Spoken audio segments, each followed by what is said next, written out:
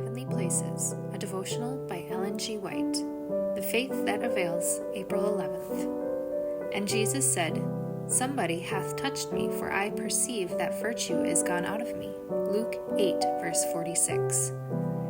There are two kinds of connection between the branches and the vine. The one is deceptive, superficial. The crowd pressing upon Christ had no living union with him by genuine faith. But a poor woman who had been many years a great sufferer and had spent all her living upon physicians, but was made no better, but rather worse, thought if she could get within reach of him, if she could only touch the hem of his garment, she would be made whole. Christ understood all that was in her heart, and he placed himself where she could have the opportunity she desired. He would use that act to distinguish the touch of genuine faith from the casual contact of those who were crowding about him. When the woman reached forth her hand and touched the hem of his garment, she thought this stealthy touch would not be known by anyone. But Christ recognized that touch and responded to her faith by his healing power. She realized in a moment that she was made whole, and the Lord Jesus would not let such faith pass unnoticed. He turned him about quickly and said, Who touched me?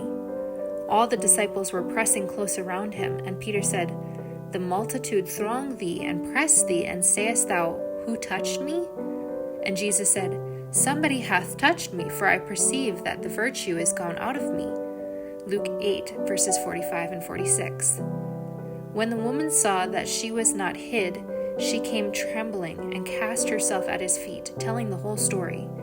For 12 years she had been afflicted, but as soon as her finger touched the hem of his garment, she was made whole. Jesus said to her, Daughter, be of good comfort.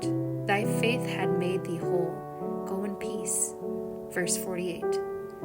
The mere touch of faith brought its reward. The faith which avails to bring us in vital contact with Christ expresses on our part supreme preference, perfect reliance, entire consecration. It works in the life of the follower of Christ, true obedience to God's commandments. For love to God and love to man will be the result of vital connection with Christ.